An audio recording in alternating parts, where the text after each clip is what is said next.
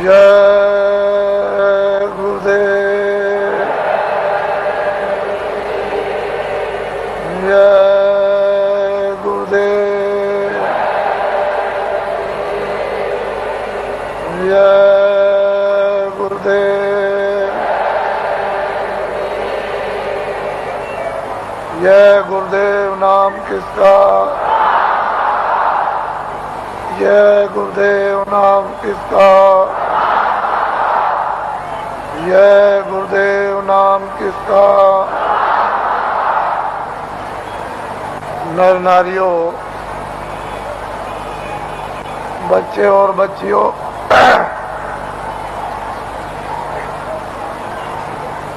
लोग अपने अपने गृहस्थ आश्रम में जब संसार का सब अनुभव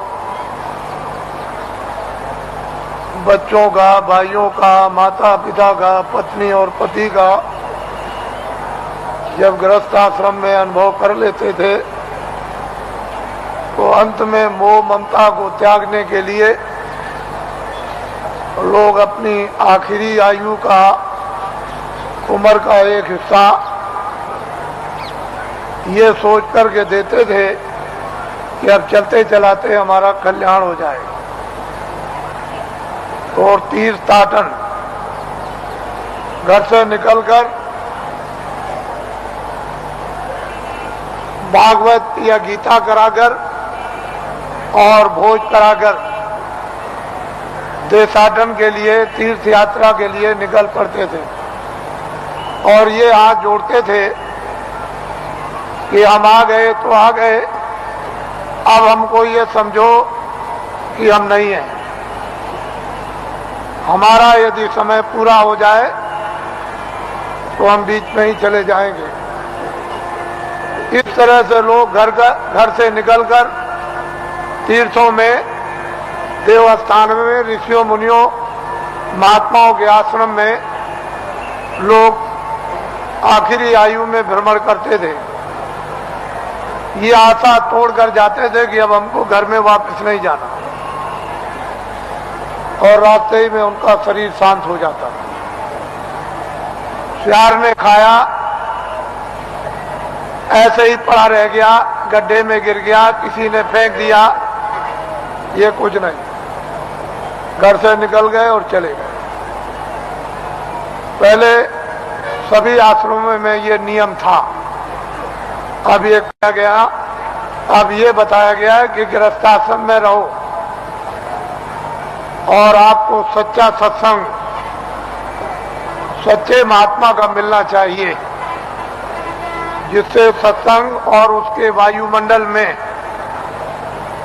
अगर यदि शरीर शांत होता है तो अपने को वो परम सौभाग्यशाली ये समझे कि मेरी आत्मा का हो गया कल्याण। मैं जो कह रहा था कि अगले साल इसमें से कितने लोग यहाँ पर जो बैठ करके सुन रहे हैं वो अगले साल यहाँ नहीं आ सकेंगे, उनका समय पूरा हो जाएगा। इससे ये मालूम होता है कि आपका समय साल से कम रह गया, इसलिए दोबारा फिर ये आपको अवसर नहीं मिलेगा। न तो आप दर्शन दे सकते हो और न आप दर्शन कर सकते हो और न आप सत्संग सुन सकते हो, क्योंकि श्वासों की पूंजी समाप्त हो जाएगी और अनमोल मनुष्य शरीर किराए के मकान से जीवात्मा को विवश और लाचार होकर के निकलना पड़ेगा। तो आपने देखा होगा, आज सुबह लाइन में खड़े हुए पूजा के लिए, न कोई बीमार है, आराम से खड़े हैं और पूजा की प्रतीक्षा में है कि हम वहां तक पहुंच जाएं और प्रसाद ले लें, और बस उतने ही में जमीन पर बैठे और शरीर छूट गया, यानी जीवात्मा शरीर से निकाल दी गई। ये जीव का बहुत ही अहोभाग्य। ऐसा अवसर जीवों को मिलता नहीं है। ऐसे वायुमंडल में, ऐसी देखरेख में, ऐसे संकल्प में, ऐसे संदेश में, मालिक की याद में, उसकी पूजा में अगर श्वासों की पूंजी समाप्त हो जाती है और शरीर से जाना पड़े तो उसकी संभाल हो जाती है। वो जीव इधर उधर नहीं जा सकता। महात्माओं को मालूम है कि ये जीव कहाँ जाएगा और इसका हिसाब किताब कहाँ पर होगा। वो पूरा उनको मालूम है। जिस तरह से खुली आंखों से आप हमको देखते हो बाहर की शरीर की आंखों से और मैं आपको देखता हूं, इसी तरह से अंतर्ज्ञान दृष्टि के द्वारा वो सब कुछ दिखाई देता है कि जीव इधर से जैसे ले जाए जाते हैं वो कैसे जा रहे और कहाँ इनका हिसाब होता है। ये महात्माओं को सब मालूम।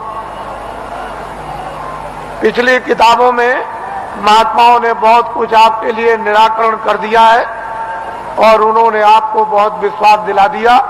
उसके कहने की जरूरत नहीं है। तो दो आदमियों का यहाँ पर शरीर छूट गया और कल दोनों के दोनों ही गए। इससे ये मालूम हुआ वो बड़े बेचारे प्रेमी थे, बड़े भक्त थे और बराबर सत्संग में जगह जगह सम्मिलित होते रहते थे, सत्संग सुनते थे और दर्शन देते और दर्शन करते थे।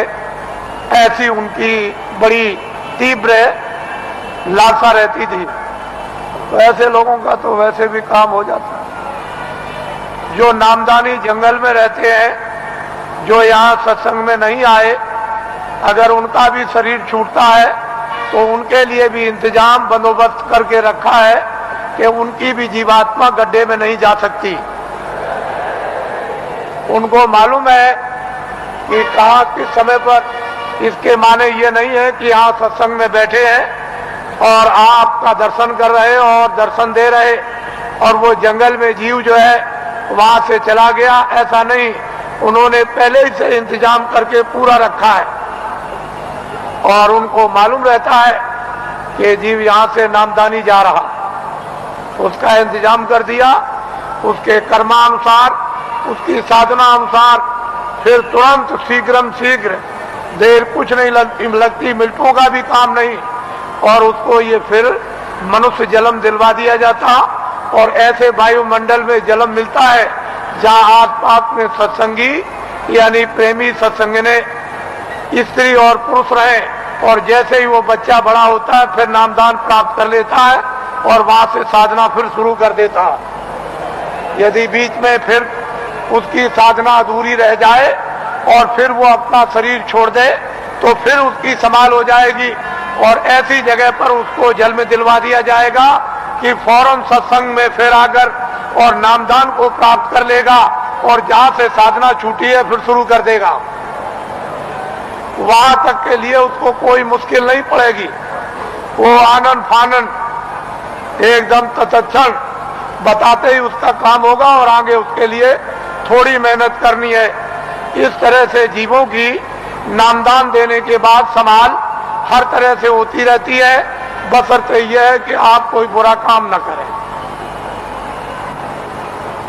किसी का आप कत्ल न करें, हिंसा न करें, कोई चोरी न करें, डकैती न करें, अमानवीय काम न करें। जहां तक हो जाए तहां तक सूझ समझ से इन सब चीजों से बचे रहे और जो गंदगी आपके पास में जमा है वो जल्दी से उसको उतार दिया जाएगा। लेकिन जब आप गलती कर लोगे और तुम ये नहीं समझोगे कि मालिक देख रहा और जितने नामदान दिया है वो देख रहा, तुम उसको और मालिक को अंधा समझोगे तो वो कर्म जमा हो जाएगा और उसकी आपको सजा मिल जाएगी। फिर आप रोओगे, चिल्लाओगे। हर तरह से यानी जीवों की संभाल होती है। ये बहुत ऊंचा संदेश और ऊंचा विज्ञान है। ये छोटी मोटी चीज नहीं है। उनको सब मालूम है कि जीवात्माएं कैसे उतरती हैं और कैसे चढ़ती हैं और मनुष्य शरीर में कैसे डाली जाती हैं और किस तरह से निकाली जाती हैं फिर ये किन किन योनियों में इनके जाने का हिसाब होता है और उनके तार यानी उनकी डोरियां किस किस तरह की है और कौन कौन सी डोरी किस किस योनि में, 84 में या नरकों में या भिन्न भिन्न अलग अलग नरकों में, 4 खानों में, 84 लक्ष योनियों में, ये महात्माओं को सब जैसे आईने के सामने खड़े हो जाओ ऐसे दिखाई देता है।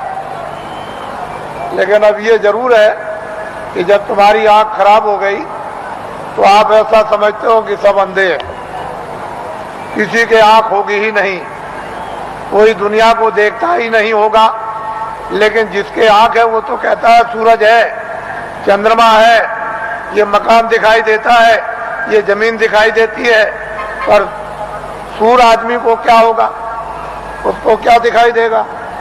इसलिए जगत अंधा हो गया है और बहरा हो गया, वो महात्माओं को पहचान नहीं पाता, समझ नहीं पाता, उसके पास समझने की बुद्धि नहीं और आंख अंधी हो गई तो कैसे पहचाने। कहीं अगर उसको हाथ में आंख हो गई होती, वो दिव्य नेत्र ज्ञान चक्षु खुल गया होता, तब तो उस नूर में, उस प्रकाश में पहचान लेता।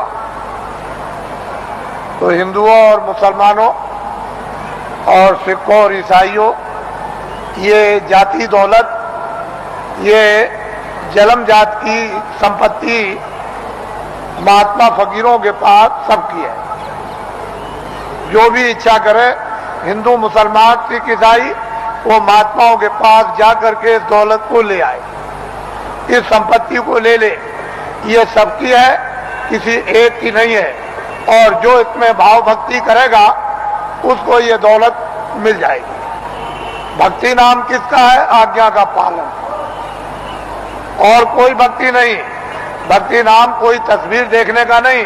तुमने मंदिर में मूर्त देख ली तो इसका नाम भक्ति नहीं, या तुमने गाना गा लिया, कोई प्रार्थना कर ली, इसका नाम भक्ति नहीं। जो महापुरुष आदेश दे उसका तुम पालन प्यार से करो, इसको कहते हैं भक्ति। यह है भक्ति। हमने राम को नहीं देखा, हमने कृष्ण को नहीं देखा, हमने तुलसीदास को नहीं देखा, हमने मोहम्मद साहब को नहीं देखा, हमने ईसा मसीह को नहीं देखा, हमने पैगंबरों को नहीं देखा, हमने योगियों को नहीं देखा, ऋषि मुनियों को नहीं देखा, तो आप किसका पालन करोगे? रामायण समझ में आती नहीं, गीता समझ में आती नहीं, कुरान समझ में आती नहीं। अगर समझ गए होते तो रहम ना आ जाता, फिर जालिम तो नहीं रहते, हृदय में दया नहीं आ जाती, निर्दयी तो नहीं रहते। लेकिन वो तो तुम्हारी समझ में आता नहीं। तो भक्ति नाम है आदेश का पालन। जो आदेश का पालन कर लेगा वो तो महात्मा बड़े दूर के देखने वाले होते हैं। वो धीरे धीरे धीरे धीरे धीरे धीरे चारों तरफ से जाल डालकर और ऐसा तुमको फंसा लेंगे, पहले कुछ नहीं बोलेंगे, धीरे से फिर फंसा लेंगे, और जब शिकंजे में आ गए तब फिर ठीक करेंगे। वो बड़े होशियार होते हैं, वो इस तरह से ठीक करते हैं जैसे एक भृंगी एक झींगुर को पकड़ते ही फौरन उसने मूंछ काट डाली बिल्कुल, और टांग काट दी, उसके पर को काट दिया और बिल्कुल उसको संपुट कर दिया कि अब न उड़ सकता है न चल सकता। बिल्कुल करके बराबर कर दिया उसको एकदम, और उसको पकड़ लिया और ले गया और छेद पर अंदर की तरफ